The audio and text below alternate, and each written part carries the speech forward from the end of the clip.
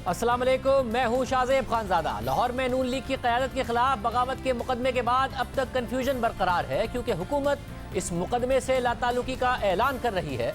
तो फिर सवाल उठ रहा है कि कैसे एक SHO, एक आम शहरी जिसका अपना क्रिमिनल रिकॉर्ड है, उसके कहने पर 2 साबिक वज़रा आज़म, आज़ाद कश्मीर के वज़ीर आज़म, कई साबिक वज़रा और 3 साबिक लेफ्टिनेंट जनरल्स के खिलाफ बगावत का मुकदमा दर्ज कर लिया। अब इस मुकदमे के हवाले से मज़ीद तफसीलात सामने आ रही हैं जो हैरान कुन है। खुद लाहौर पुलिस ने बताया है कि जिस शख्स की दरख्वास्त पर बगावत का मुकदमा दर्ज किया गया है, उसका अपना क्रिमिनल रिकॉर्ड है, उसके खिलाफ 3 मुकदमा दर्ज हैं। लाहौर पुलिस के मुताबिक बदर रशीद पर इक़दाम कत्ल, नाजायज़ असलहा और कार सरकार में मुदाखलत के 3 मुकदमात लाहौर के 3 थानों में दर्ज हैं। पुलिस के मुताबिक बदर रशीद मुकदमात में गिरफ्तार भी हो चुका है। इसके अलावा यह दावा किया जा रहा है कि बदर रशीद का ताल्लुक तहरीक इंसाफ से है और वो तहरीक इंसाफ की लेबर विंग का जिम्मेदार है। इसके अलावा बदर रशीद की तहरीक इंसाफ के सीनियर रहनुमाओं के साथ तस्वीर भी सोशल मीडिया पर गर्दिश कर रही हैं, मगर तहरीक इंसाफ ने बदर रशीद से ऐलान लाताल्लुकी किया है। इसके अलावा बगावत के मुकदमे के हवाले से लाहौर पुलिस के तर्जुमान ने वजाहत की है कि नवाज शरीफ समेत लीगी क़यादत के खिलाफ दर्ज होने वाला मुकदमा रियासत या किसी रियासती इदारे की जानिब से नहीं, बल्कि यह मुकदमा एक शहरी बदर रशीद की दरख्वास्त पर दर्ज किया गया। शहरी की दरख्वास्त पर कानूनी कार्रवाई करते हुए पुलिस ने कानून की जो दफात बनती थी उनके तहत मुकदमा दर्ज किया। पुलिस तर्जुमान ने मजीद कहा कि इस मुकदमे के तमाम पहलुओं और कानूनी तकाजों को मद्देनजर रखते हुए मेरिट पर तफ्तीश की जा रही है। तफ्तीश के दौरान जिसके खिलाफ सबूत मिले तो सिर्फ उन्हीं अफराद के खिलाफ कानूनी कार्रवाई को आगे बढ़ाया जाएगा। यानी पुलिस तहकीकात कर रही है, तफ्तीश कर रही है, मगर गवर्नर पंजाब चौधरी सरवर ने कहा कि मैं इस FIR के दर्ज करने के खिलाफ हूं। इसकी तहकीक होनी चाहिए कि SHO ने क्यों मुकदमा दर्ज किया। मैं तो इस FIR के दर्ज करने के भी खिलाफ हूँ। मैं तो नहीं समझता कि किसी पे गद्दारी का कोई किसी किस्म का, बिल्कुल मैं इसके बिल्कुल हक में नहीं हूँ। बिल्कुल मैं समझता हूँ कि ये FIR दर्ज नहीं होनी चाहिए। SHO ने मुकदमा जो है क्यों दर्ज किया, इसकी तहकीक होनी चाहिए। किसने दर्ज कराया, क्यों कराया, इसके पीछे मुहर्रकात क्या थे। We present ourself.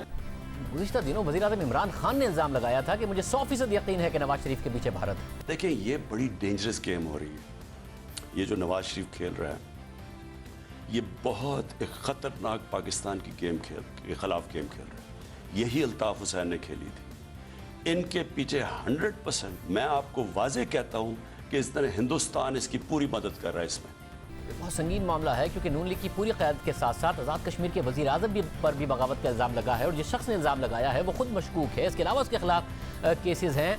इस सब पर हम बात करेंगे। हमारे साथ मौजूद हैं सीनियर तहरीक इंसाफ के रहनुमा और वफाकी वज़ीर शफ़क़त महमूद साहब। खुद लाहौर से ताल्लुक़ है, इसलिए इन मामलात के हवाले से मुझसे बात भी करेंगे। शफ़क़त महमूद साहब, बहुत शुक्रिया। आज काबीना का इजलास भी हुआ, हुकूमत फासला भी इख्तियार कर रही है।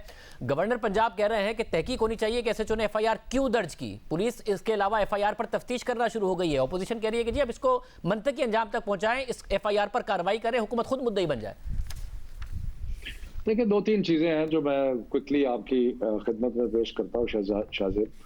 एक तो ये है कि अगर ये शख्स जो है वो इतने मुकदमात में मुलव्वस है और उसका ये हिस्ट्री है और उसका बदमाश आदमी है, या जो भी आपने अपने इंट्रो में कहा, तो क्या हुकूमत जो है वो ऐसे शख्स का इंतखाब करेगी इस किस्म का मुकदमा जो है वो दर्ज कराने के लिए?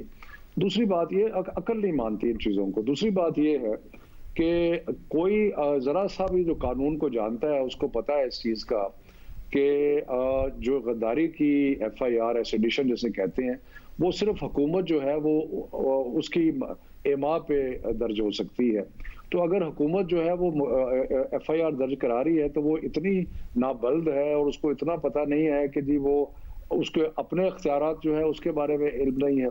तो मेरा ख्याल है कि ये एक चीज ये FIR का मतलब क्या होता है? FIR का मतलब ये होता है फर्स्ट इंफॉर्मेशन रिपोर्ट। तो फर्स्ट इंफॉर्मेशन रिपोर्ट कोई शहरी भी करा सकता है, लेकिन ये मुकदमा आगे नहीं चलेगा जब तक हुकूमत जो है इसकी पैरवी नहीं करे। आप समझते हैं कि ये हम कोई इतनी पंजाब गवर्नमेंट इतनी बेवकूफ है कि वो एक ऐसे शख्स का इंतखाब करेगी? तो जरा जो चीज अकल को लगे उसी पे अमल करना चाहिए। तो मेरा ख्याल है कि ये जो शख्स है बनाया हुआ है। मगर SHO ज़ाहिर FIR से पहले अपना माइंड अप्लाई कर सकता है कि 125A में लगा रहा हूँ, 2 साबिक वज़रा आज़म, 1 आज़ाद कश्मीर के वज़ीर आज़म, 2 लेफ्टिनेंट जनरल्स। अब इस वक्त आप हुकूमत में हैं, अगर कोई वज़ीर आज़म इमरान खान के खिलाफ या फिर उस्मान बुज़दार के खिलाफ लाहौर के इस थाने में चला जाएगा तो ये SHO क्या मुकदमा दर्ज कर देगा जो इसने अपोजिशन के खिलाफ कर दिया है बगावत का? देखें, ये हम जिस चीज को अगर कोई लीगली अगर आप इसको देखें ना, मुकदमा दर्ज करना, FIR इज फर्स्ट इंफॉर्मेशन, यानी कि सबसे पहली इतला। अब एक SHO है, अगर उसने कुछ बेवकूफ़ी की है, उसको चाहिए था कि जी ये दरखास्त जो आई थी किसी की तरफ से, उसको चाहिए था कि वो हुकूमत को रेफर करता कि जी ये शहरी और आप बताएं शाहजेब, आप इतनी देर से मीडिया में कितनी दफा लोग दरखास्तें देते हैं कि जी ये इसने बगावत कर दी, ये कर दिया, वो कर दिया। उसका एक प्रोसीजर है। प्रोसीजर ये था कि SHO वो रिसीव करता है एप्लीकेशन और उसको वो होम डिपार्टमेंट को भेजता है कि जी ये दरखास्त आई है कि गद्दारी का, और उस पर हमें हदायत दी जाए कि क्या करना है, क्योंकि हुकूमत ही मुद्दई बन सकती। तो इसलिए ये तो एक बिल्कुल ही अहमकाना बात है अपोजिशन की तरफ से कि जी हुकूमत हमने करानी होगी तो हम विभागीय दोहल कराएंगे, हम कोई छुप के नहीं कराएंगे। फिर सर चौधरी सरवर साहब कह रहे हैं कि इसके खिलाफ तहकीकात होनी चाहिए कि कैसे SHO ने मुकदमा दर्ज किया। पंजाब पुलिस के तर्जुमान कह रहे हैं कि इस मुकदमे के तमाम पहलुओं और कानूनी तकाजों को मद्देनजर रखते हुए मेरिट पर तफ्तीश की जा रही है। ये तफ्तीश फिर कैसे की जा रही है?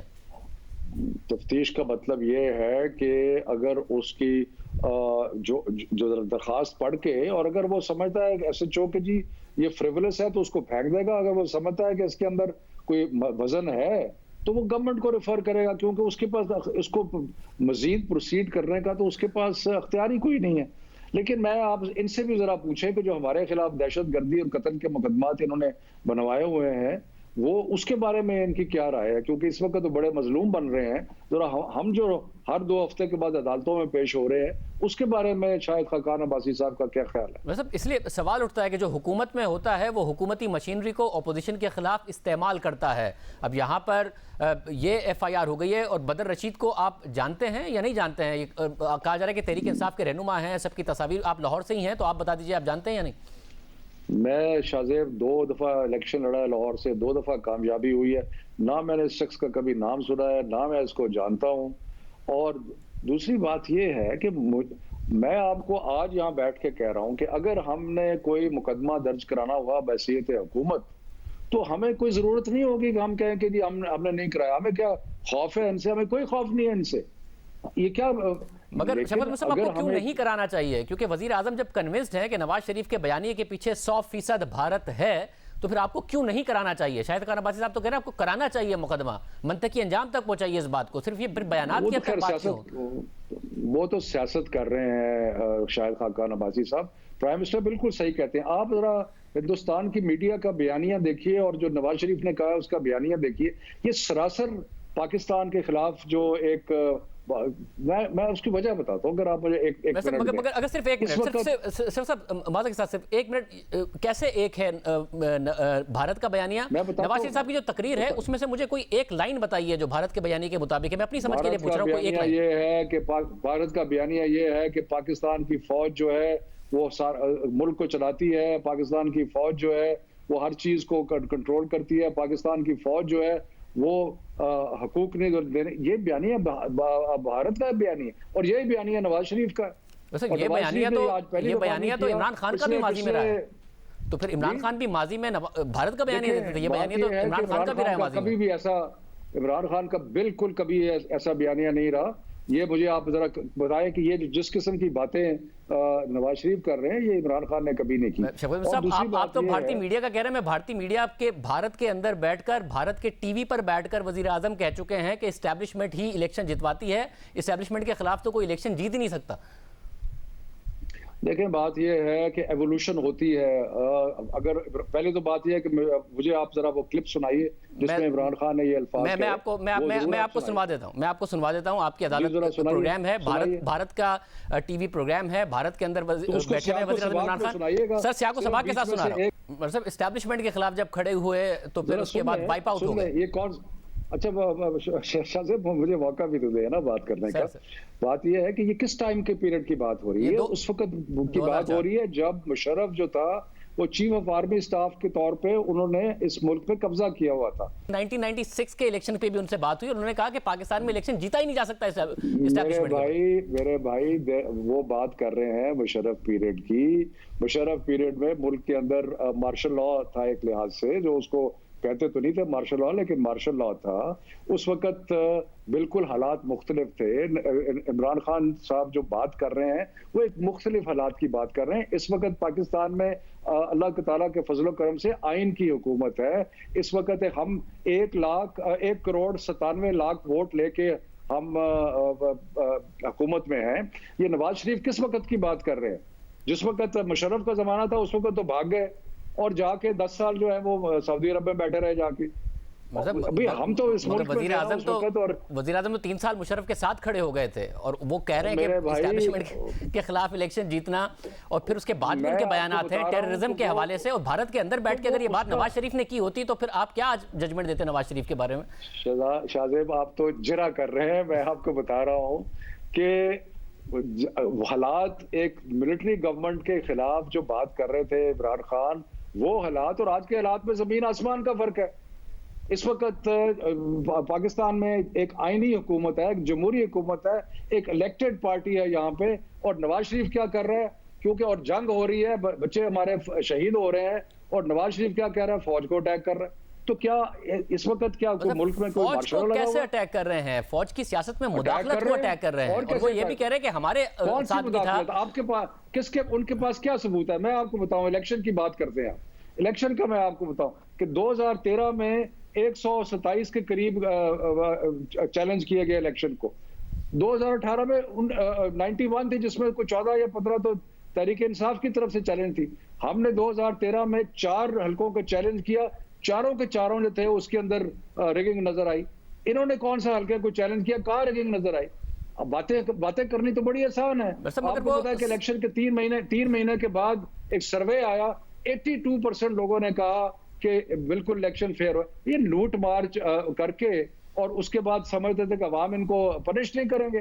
तो इस वक्त के हालात में अगर लूट मार का मामला है, बयानिया बनाने में क्या प्रॉब्लम है? शफकत साहब, अगर लूट मार ही का मामला है तो आपने का जो मौकफ रहा है कि जिनको करप्ट हैं इनको हम एनआरओ नहीं देंगे, उसी बयानिए के साथ आप आगे क्यों नहीं बढ़ रही है? बगावत, इसके अलावा भारत इनके पीछे है, इस बयानिए का सहारा लेने का जो पाकिस्तान में तारीखी तौर पर लिया गया सहारा और तारीखी तौर पर गलत साबित हुए वो लोग जिन्होंने सहारा लिया। मायूस हो गए एनआरओ से। आपने पता है इन्होंने आखिरी कोशिश फैटफ के दौरान की, जब 34 इन्होंने अमेंडमेंट्स जो थी वो मूव की, और हमने कहा कि हम बिल्कुल अमेंडमेंट्स जो है नैब लॉ में ये 34 अमेंडमेंट्स नहीं करेंगे, क्योंकि आपका असल मतलब अपनी लूटी हुई दौलत को बचाना है। उससे मायूस होके इन्होंने क्या किया?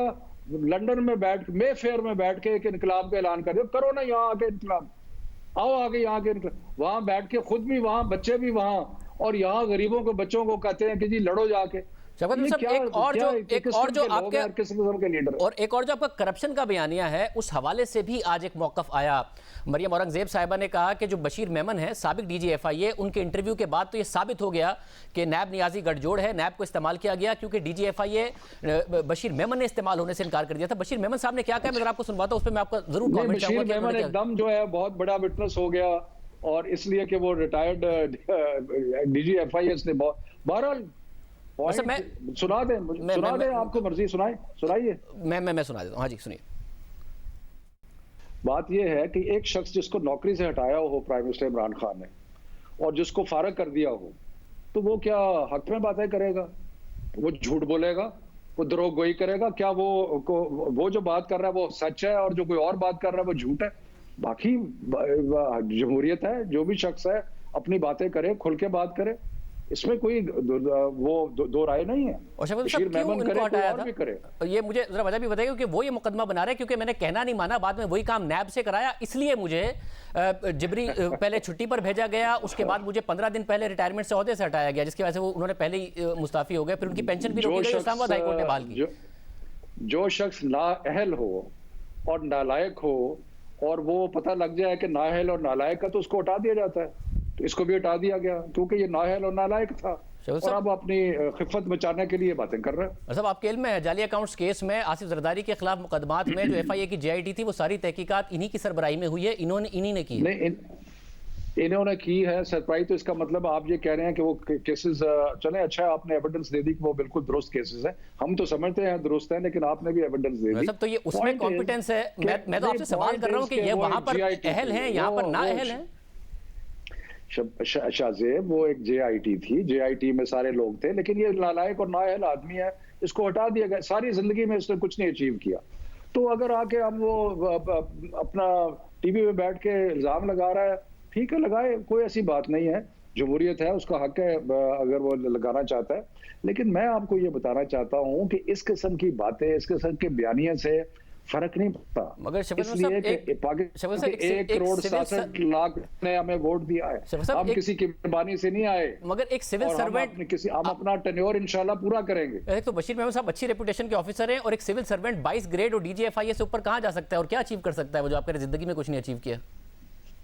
मेरे भाई, मैंने बड़े बड़े देखे हैं लोग जो कि प्रमोट होते हैं ग्रेड 22 तक, लेकिन इंतहाई नालायक और नाअहल है। सो कई वाकयात होते हैं। सो इस तरफ ना ही जाइए तो बेहतर है। आपने बस वही मुकदमा बना दिया जो पीपल्स पार्टी इनके बारे में कहती है, यानी कि फिर इनकी जो JIT है, जिसको आप लोग बार बार कोट करते हैं जरदारी साहब के खिलाफ, उस पर भी सवालिया निशान उठता है। JIT में और भी बहुत लोग थे, मगर FIA के सरबराह ये थे, और एहसान सादिक साहब जो FIA की तरफ से इस JIT में थे, उनको इन्होंने गवाह बनाया है इस मुलाकात का जो वजीर आजम से हुई है। बहुत थे। चले और अगला मुकदमे का अगला पहलू बताइए। मतलब अगला पहलू यह है कि 90 की दिहाई में जितना भी एहतसाब हुआ वो एक कॉल के गिर्द घूमता है, वो है शहबाज शरीफ साहब की और जस्टिस कय्यूम की कॉल। ये बातें तारीख में आपको लगता है कि जो बशीर मेमन कह रहे हैं और जो चेयरमैन नैब की मुबैना वीडियो है और उसके बाद जिस तरह एहतसाब हुआ है, वो आपकी एहतसाब पर सवाल उठाएगा जैसे 90 की दिहाई में वो एक कॉल मुसलसल याद रखी जाती है? देखे ना, इसका फैसला आपने नहीं करना, मैंने नहीं करना, इसका फैसला तो अवाम ने करना है। क्योंकि जो एहतसाब का अमल है, हमें भी इस पर बहुत सारी शिकायतें हैं। हम समझते हैं कि बहुत सारे ऐसे लोग जो कि जिन्होंने बहुत ही ज्यादा लूट मार की, और खैर नवाज शरीफ तो कन्विक्टेड आदमी है ना, वो तो कॉन्विक्ट है, उसको सजा भी, मरियम भी कॉन्विक्ट है, ये तो अदालत से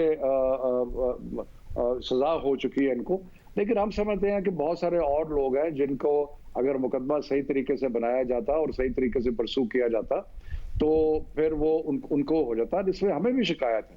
लेकिन इंशाल्लाह हम अपनी इस कौम के साथ हमारा वादा है, और हमने जो इलेक्शन लड़ा है वो इस बात पे लड़ा है कि हम कभी भी करप्शन को माफ नहीं करेंगे।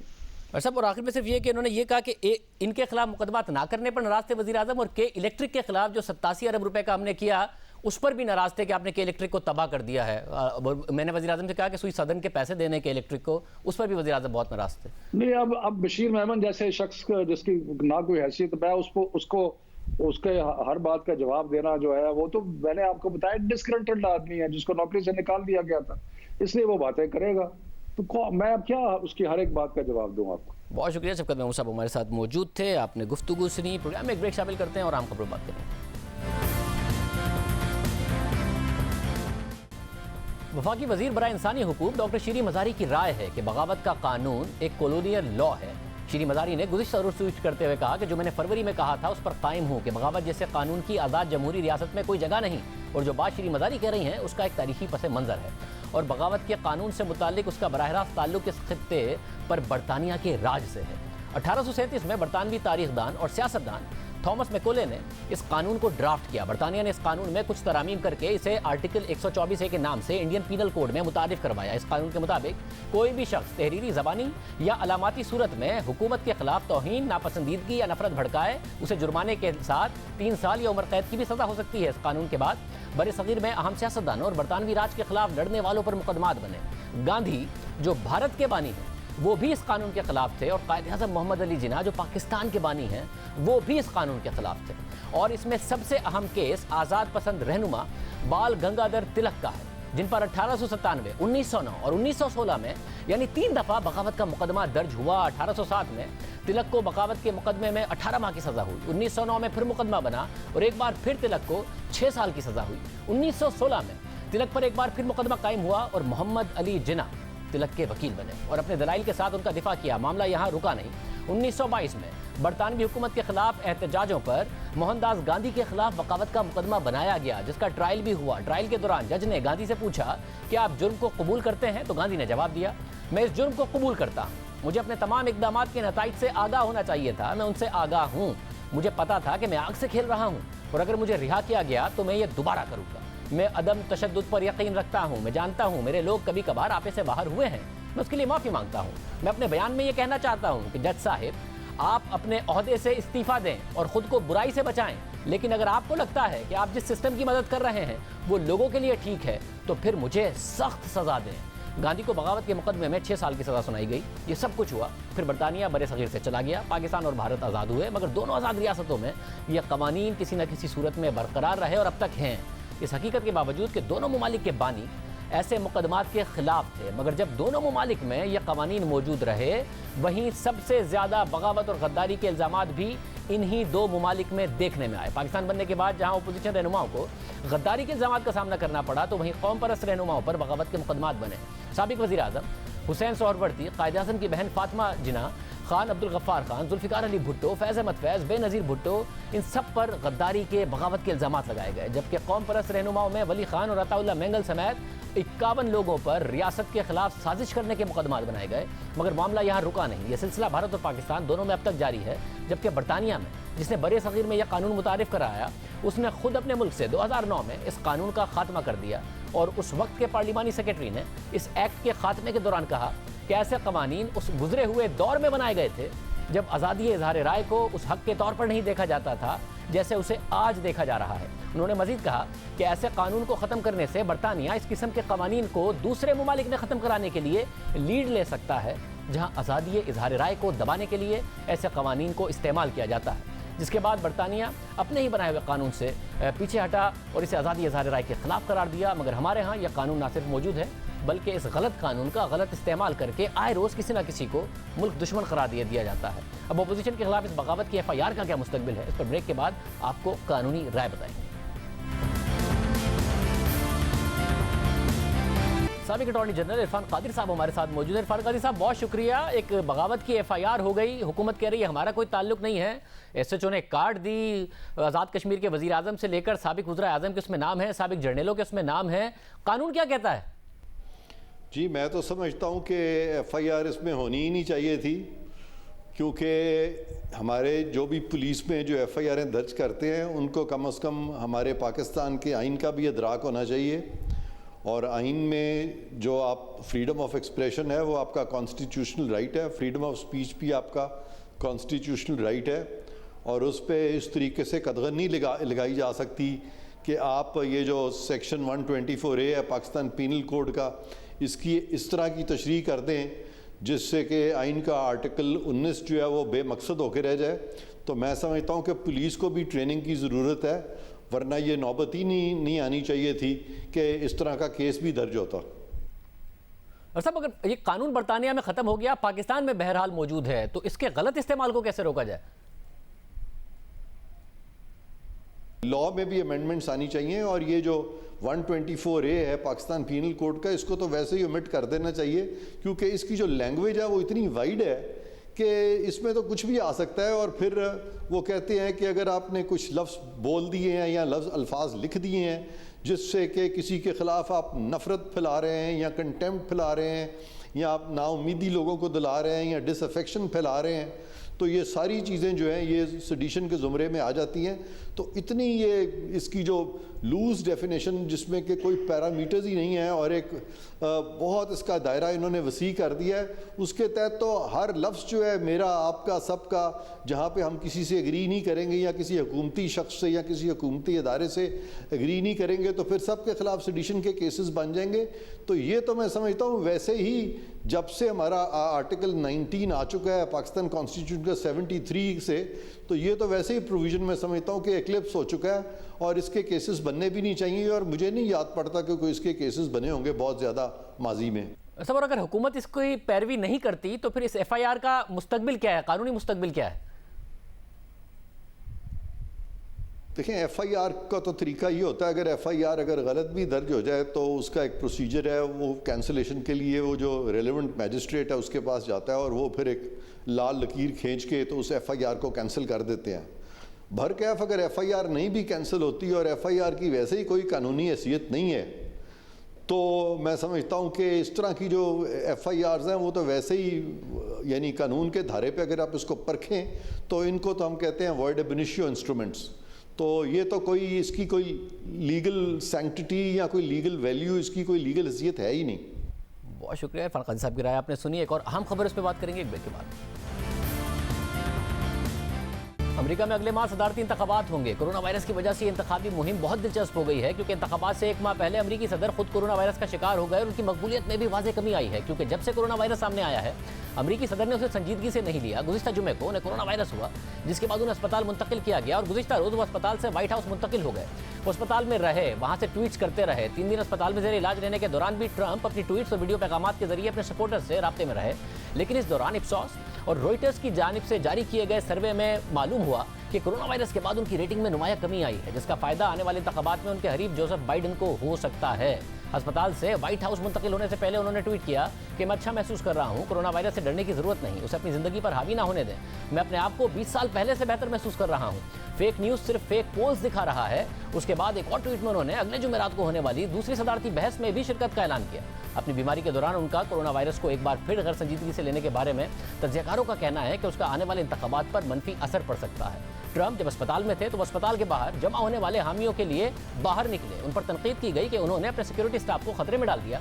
और फिर गुज़िश्ता रात जब अस्पताल से व्हाइट हाउस मुंतकिल हुए, वहां पहुंचते ही उन्होंने चेहरे से मास्क हटा दिया। अमेरिकी सदर ट्रंप की रेटिंग में वाज़ेह कमी आई है और उनके हरीफ जो बाइडेन की रेटिंग में इजाफा सामने आया है।